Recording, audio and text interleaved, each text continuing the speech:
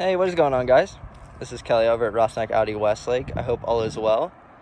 I want to bring you a quick walk around of the 2022 Audi E-tron GT. We just got a couple in, so I thought I'd do a quick walk around and point out some of the things I thought were cool. New that I've never seen on an Audi is this inverted grille. It was similar shape to let you know it's still an Audi, but it's inverted instead. Kind of a cool feature. Really aggressive headlights as well, until it has laser light by the blue accents. Another sweet feature in the front, I'm not sure if you guys can see, but those flaps there, they're active so they can open and close. So when they're open, it drives air to the brakes to cool them down, and you can close them to be more efficient, and it'll drive air over the wheel. Something I thought was pretty cool. And as well, it has these vents on the side, and they go all the way through, again for a lower drag coefficient.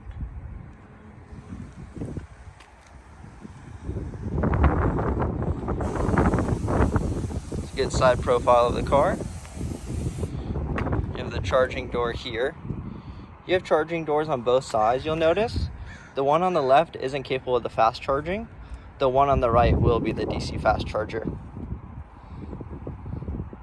And on a DC fast charger, it's capable of going from 5% to 80% in battery in just over 22 minutes. Get a good look of the 20-inch wheels here. I believe these are offered in the performance package. I definitely prefer these. And note, there is an RS version of this car, but this one alone is still insanely fast, and the handling is immaculate. I've never felt it on an Audi. Just driving it really quick around the block, it's really impressive. And it has a 3-chamber suspension, so it can adjust the spring rates just on a dime, and it can adjust the ride height on each wheel, as opposed to most Audis. It'll just change the height of the whole car. So it makes for a really unique handling experience. I've never felt it on an Audi, so that was kind of the most impressive part that stuck out to me. Give you a look of the muscles on top of the wheel arches. Insane. It's one of the lowest and widest Audis ever made. This one has the full leather package as well.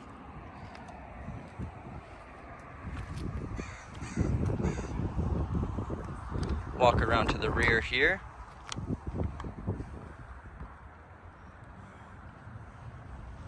Love the taillights on this car as well.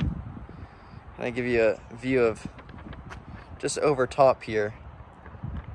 I'm not sure if it comes through on the camera, but it is insanely wide. I don't know how else to describe it, but like I said, it's one of the lowest and widest Audis ever made, and you can tell right away. Give you a look here of the rear diffuser. Nice and aggressive, it's all blacked out. And at first glance, I thought it opened up as a hatchback, but it's actually just a regular sedan trunk. Plenty of room though in the rear.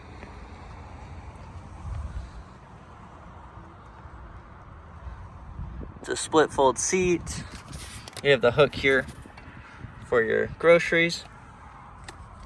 And then I also have the window sticker here.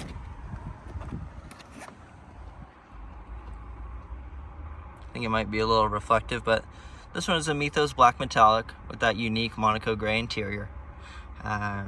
Performance package, which to me, I think it's a must-have in my opinion.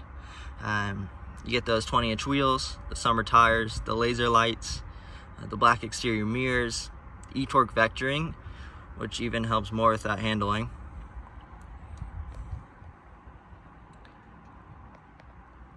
I hope this is coming out clear for you guys, but high gloss black grille, the power steering with the rear wheel steering, excuse me.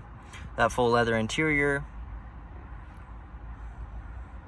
This one comes out to $118,740. 238-mile range by Audi.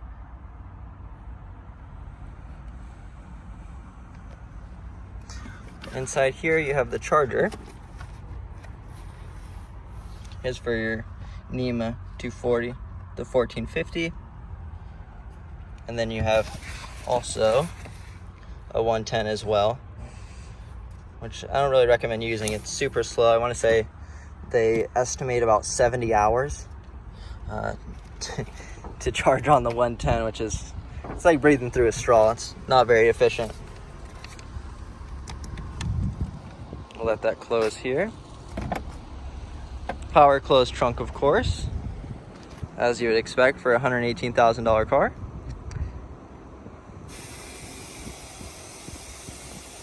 Give you a look at the rear seats.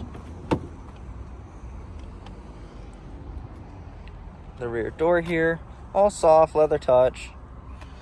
Some Alcantara material here. That Monaco gray interior is really unique as well.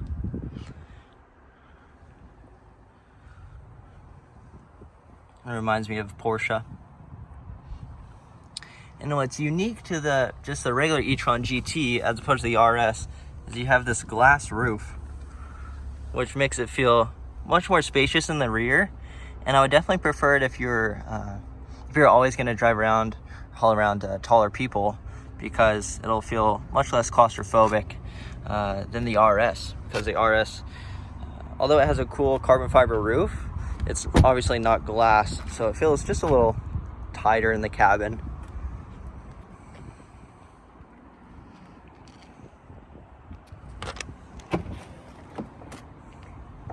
Frameless doors as well, which they've been doing that on the A7, but I still think it's a cool feature. I notice it. All the carbon fiber touches here. Again, Alcantara, leather surfaces. This little E-tron GT side sill here.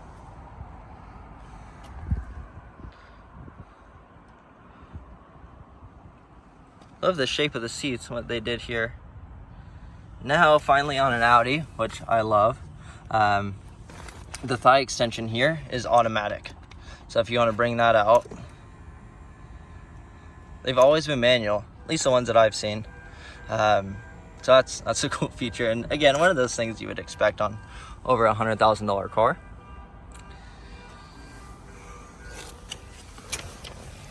All right, I'm gonna get inside here. Close the door. Start button is here.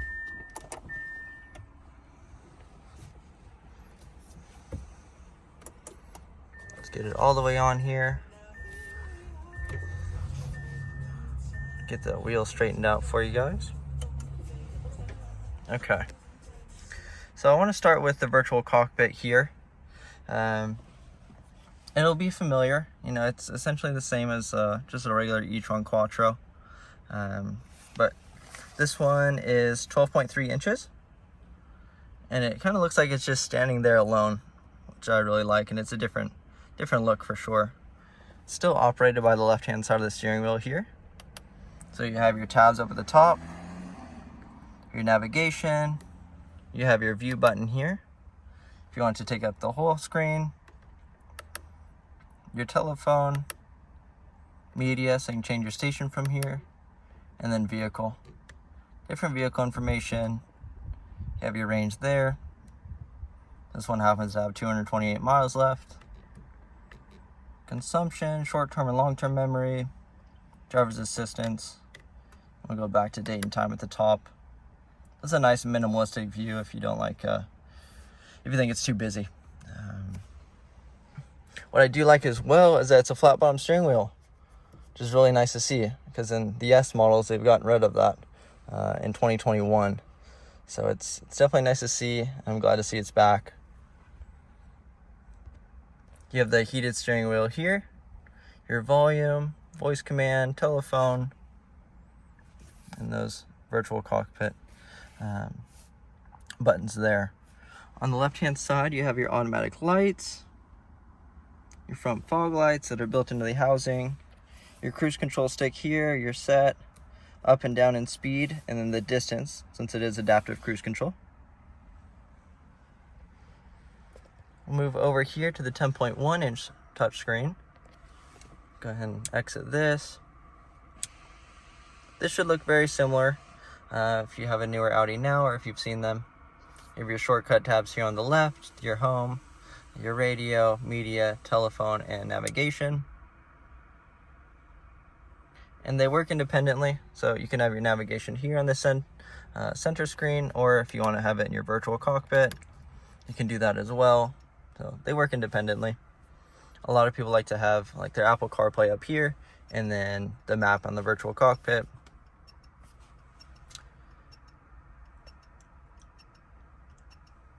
And since it's electric, it does have the route planning, and that's up to date.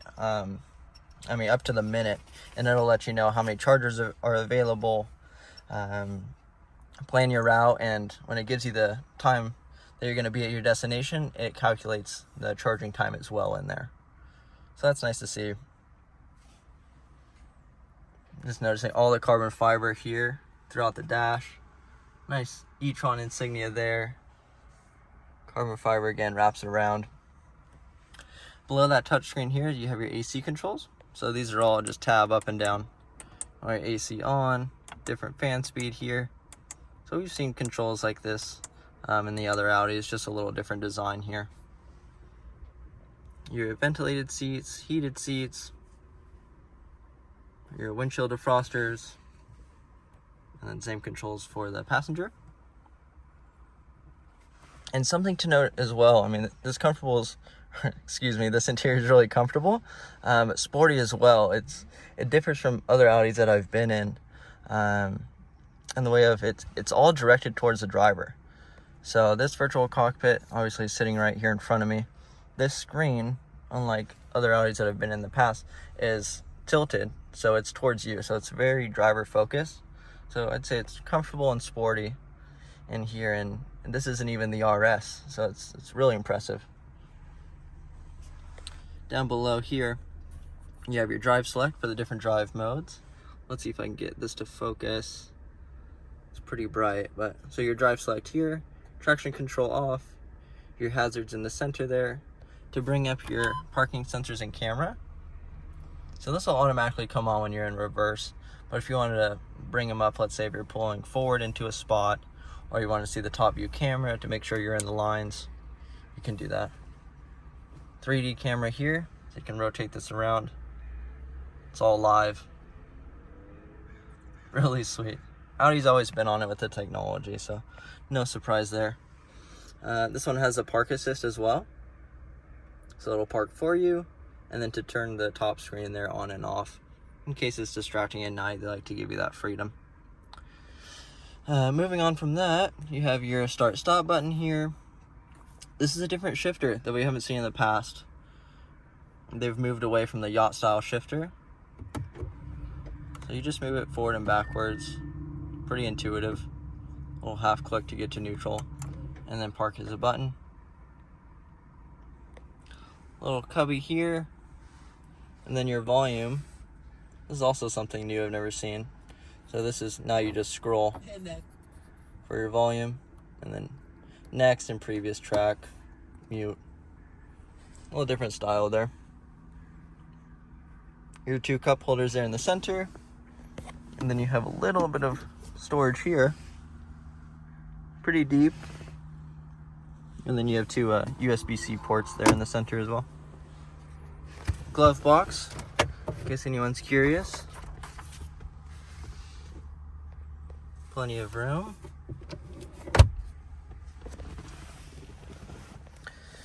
All right, I think that's about it for the interior. We'll go ahead and give you another look of the exterior before I leave you guys.